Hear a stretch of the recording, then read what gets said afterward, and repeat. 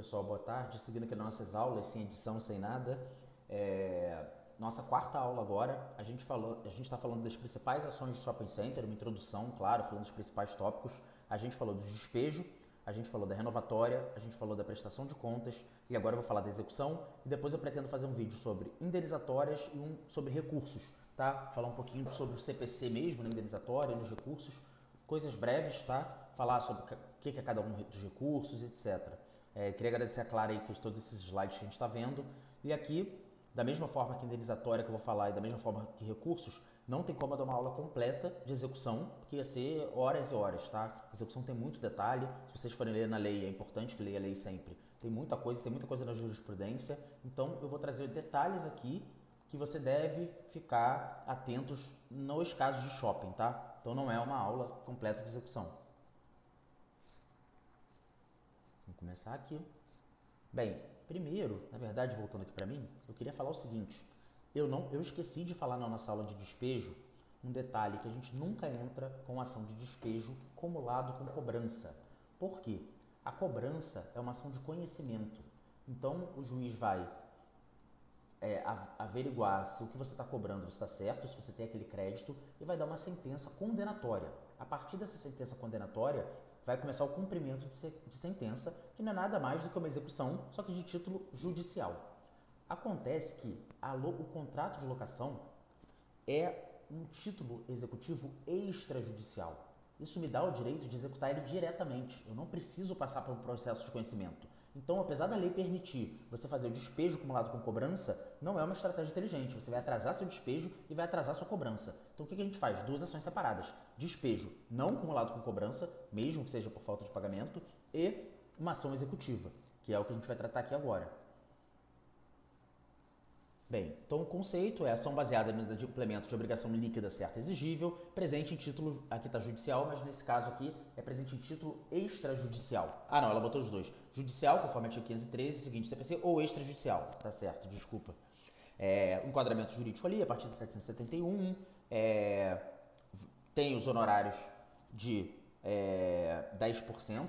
Tá? Quando o juiz dá o CITSE, ele já manda pagar honorários de 10% e diz a lei que se o lojista pagar em 3 dias, estou falando lojista, claro que a lei não fala lojista, né? Se o lojista pagar em 3 dias, que ele é citado para pagar em 3 dias, os honorários são diminuídos pela metade, 5%. Agora, eu já botei um detalhezinho aqui para a gente usar e a gente usa, que é o 827, parágrafo 2º, tá? Ficar atento aqui.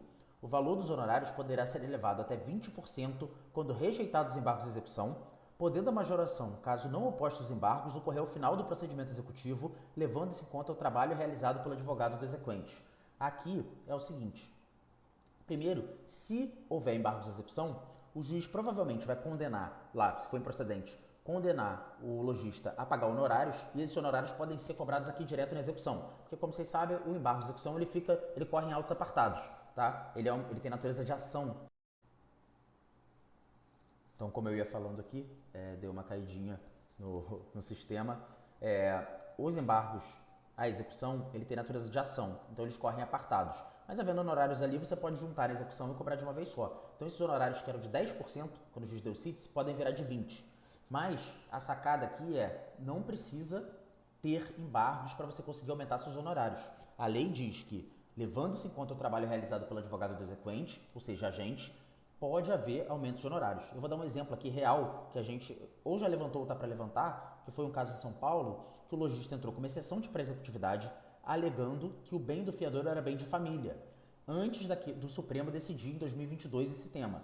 E aí, o juiz considerou que era bem de família, a gente teve que levar ao Tribunal de São Paulo, eles consideraram que era bem de família, suspenderam o processo, esperando o julgamento do STF, o STF julgou que a gente pode sim penhorar o bem de família do fiador em caso de locação de contrato comercial. Então esse processo voltou e a gente levou o imóvel a leilão e vendeu o imóvel por 2,5 milhões e a dívida do shopping só era 600 mil. Então ia sobrar dinheiro. Nesse caso a gente fez o pedido. Juiz, em consideração ao 827, parágrafo 2º, e em consideração que eu tive que ir praticamente até o STF, ele ficou represado aqui no 2º grau, mas a gente teve que aguardar a decisão do STF nesse caso. Eu queria o aumento dos honorários para 20%. E o juiz deferiu. Então a gente vai ganhar 120 mil de honorários ao invés de 60 mil, que seria o comum, né? Seria os 10%. Eu botei aqui Atenção aos documentos apresentados pelo shopping, em especial os aditivos, identificando se há subrogação e concordância do fiador. Por que eu botei isso aqui? Gente, primeiro que o contrato do shopping vai mudando as partes. Um cede para outro, muda fiador. Então você tem que ver aquela cadeia para executar a pessoa certa, a pessoa que era fiador no momento da dívida. E outra coisa que eu coloquei aqui, concordância do fiador. O que acontece? Entendimento simulado do STJ que o fiador só vai ter que pagar um acordo que ele assinou, né? Então, se tiver uma novação qualquer e o fiador não anuiu, não assinou, não vai poder ser cobrado. Então, cuidado, porque já aconteceu de shopping fazer um acordo da dívida totalmente diferente do que era o inicial e não colocar o fiador para assinar. E aí o juiz entendeu que o fiador estava exonerado. E errar na execução é muito grave, porque gera sucumbência, tá? Então, o lojista também ganha honorários, não é só a gente. Então, bastante atenção aí. Competência. Aqui tem uma divergência que parte da doutrina entende que se há foro de eleição no contrato, ele deve ser respeitado. Porque se você elegeu, você está abrindo mão da competência concorrente. A gente entende que você poderia optar pelo foro de eleição, pelo foro do réu ou pelo foro dos bens do réu, que muitas vezes daqui do executado é o fiador, né? Então, por exemplo, se o fiador tem bens em São Paulo, não tem porque você ajuizar a sessão no Rio, mesmo que o foro de eleição seja Rio. Ah, de vez em quando o juiz não vai aceitar? Sim, de vez em quando não vai aceitar, de vez em quando vai ter um embargos à execução, que vai alegar incompetência, e o juiz pode até remeter esse processo para o Rio de volta. Porém, em geral, a gente consegue executar alegando que são foros concorrentes, tá? Então você pode escolher ali onde você vai executar nesse caso. Aí eu botei aqui, sendo prazo de 3 dias para pagar, e aqui mais um detalhe, artigo 828 do CPC. O que esse artigo 828 diz? Que o exequente poderá obter certidão de que a execução foi admitida pelo juiz. Isso aqui você entrou, o juiz mandou o CITSE, você tem direito a ter uma certidão, que a gente chama aqui de certidão do 828 só por causa do artigo, alguns chamam de premonitória, o nome não importa, que você pode averbar no imóvel desse executado para que ele não possa vender esse imóvel. A lei diz que se ele vender o imóvel que está lá averbado, a certidão do 828, vai presumir em fraude de execução. Então é importante você prender esse imóvel. Primeiro que ninguém vai comprar, e segundo que se comprar, você vai poder penhorar do mesmo jeito. Um detalhe é se tem que ser inteligente, tá? Para tocar uma execução. Se você entra com uma ação e já tem outras certidões do 828 lá averbadas e ninguém penhorou, corre para penhora. Por quê? A certidão do 828 não te dá preferência sobre o bem, só não deixa o executado vender. Então, se tem lá outras certidões do 828, corre para penhora para você passar o lugar na fila, tá? Para você ter a prioridade quando esse imóvel for vendido. Observação aqui que eu vejo muito erro. Sendo executado empresário individual, é possível incluir seu patrimônio pessoal na execução. Aí eu botei aqui os artigos. O que acontece? O empresário individual, ele pode ter CNPJ no Brasil. Isso é uma questão da Receita, ele pode ter o CNPJ, ele pode dividir, fazer uma conta para a empresa dele, botar lá o CNPJ direitinho, ele bota o nomezinho dele lá e bota algum nome diferente. Mas a natureza do empresário individual é de pessoa física. Ele não constitui uma sociedade, então não tem independência patrimonial, tá? Entre o que ele usa para a empresa, que está afetado para a empresa, e o patrimônio pessoal dele. Então, se você viu que o fiador ou colocatário, geralmente é locatário, tá? O locatário é um empresário individual, mesmo que no contrato só tenha o CNPJ dele, procura o CPF e quando você fazer busca de bens, quando você for fazer esse esbajude, quando você fazer qualquer coisa, faça no CPF e no CNPJ. Porque ele pode ter esvaziado essa conta da empresa, nesse CNPJ, mas ter conta na pessoa física, ou ele pode ter um imóvel que está no nome dele. Então, muito importante aqui sempre verificar se o fiador ou o seu executado é de fato uma pessoa jurídica ou é um empresário individual. Não caia tem CNPJ ou não tem CNPJ. O CNPJ, a existência do CNPJ não muda a natureza jurídica da atividade.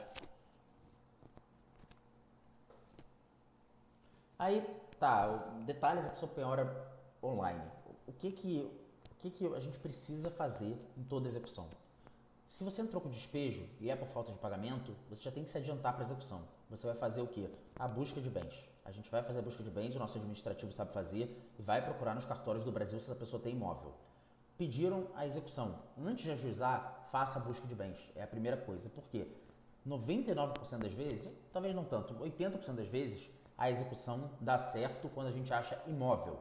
A gente às vezes consegue fazer um cisbajude e penhorar dinheiro na conta? Sim, mas não é sempre. A maioria das pessoas tiram dinheiro da conta. Se livrar de um imóvel é mais difícil.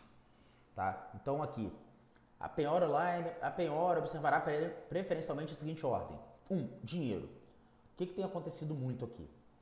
O meu entendimento quanto a isso é que a preferência sempre poderia ser alterada, porém o parágrafo 1º desse artigo, salvo engano é o parágrafo 1º, ele diz o seguinte: ressalvado o dinheiro, a ordem dos demais pode ser alterada. Então tem juiz que entende o seguinte: eu entro como inicial de execução e falo, olha, ele tem um imóvel, primeiro você tem que tentar o dinheiro.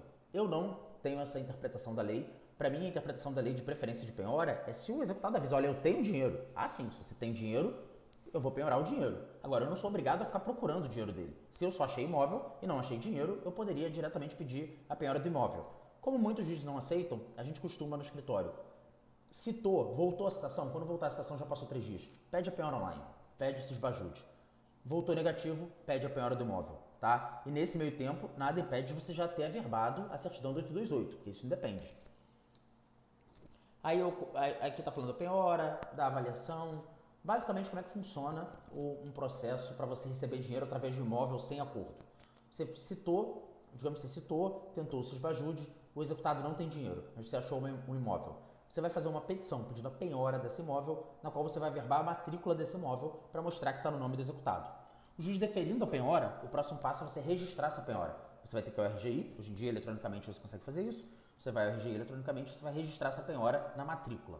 Quando você registrar essa penhora na matrícula, você assegurou a sua preferência se você tem a primeira penhora, a sua penhora de primeiro grau. Depois disso, você vai pedir a avaliação desse bem. Esse bem vai ser avaliado e é óbvio, depois que penhorar, você tem que intimar o executado, tem que intimar, eventualmente se tiver uma alienação fiduciária, você vai poder penhorar os direitos aquisitivos, você vai ter que intimar o banco, se tiver coproprietário, você tem que intimar o coproprietário, você tem que intimar todo mundo da penhora, você vai registrar a penhora, você vai avaliar o bem, o juiz vai intimar as partes da avaliação do bem, pode ter impugnação ou não, e aí você vai mandar para leilão. Vendido esse imóvel em leilão, vai sair a carta de rematação para quem comprou, vai sair o mandado de emissão na posse para quem comprou e depois você vai levantar esse dinheiro, tá? Tem a preferência do condomínio, tem a preferência do IPTU, aí cada caso é um caso. Pretendo fazer depois que eu acabar o meu livro de leilão, que eu tenho um livro de leilão e eu estou atualizando ele, fazer aqui umas aulas sobre leilão também para deixar bem claro esse procedimento, tá? Que pode uma coisa ou outra alterar. Coloquei aqui sobre o embargo de execução, que é distribuído por dependência, julgado e apartado, nenhuma novidade também. E aí eu botei aqui, possibilidade de penhora, tá antigo aqui, o Bacenjude virou o Cisbajude, o Renajude continua e o Infojude também. O que é isso aqui? Cisbajude, dinheiro, tentar ver se tem dinheiro na conta. Renajude, ver se tem carro. Infojude, imposto de renda. Por que imposto de renda? Porque às vezes pode ser que ele tenha cota de empresa, que a gente vai penhorar. Pode ser que ele tenha um imóvel em um lugar que a gente não fez a busca, porque a gente não faz a busca nacional para todos os casos, porque fica caro. E tem mais possibilidades aqui, tá? Aqui foram os 3 exemplos. A gente tem muitas outras possibilidades. Hoje em dia, cada vez mais, o CNJ tem se preocupado em fazer sistemas. Você pode procurar na junta comercial para ver se ele tem empresa no nome dele, ou uma hold patrimonial, alguma coisa do tipo. Você pode pedir para a capitania dos portos ver se tem embarcação, para a ANAC ver se tem aeronave. Aqui você pode fazer o que você quiser. E, super importante, procurar no TJ, TRT, Justiça Federal, se essa pessoa tem outros processos, porque por alguns motivos. Penhora no rosto dos autos. Essa pessoa pode ter um crédito. Então imagina, esse fiador está processando lá a Latam, porque o voo dele atrasou. E ele ganhou 10 mil reais. A gente vai nos autos fazer a penhora no rosto dos autos. Se ele é o credor, eu vou dizer, olha, eu sou credor do credor nessa ação, então eu quero que bloqueie esse valor. Você vai pedir para o juízo da sua execução para oficiar ao juízo da indenizatória para que proceda a penhora no rosto dos autos. Procedimento simples e você vai conseguir ver que ele tem crédito. Ou, às vezes, um outro credor já achou um imóvel que você não achou. Então é muito importante ver as outras ações de que esse executado faça parte.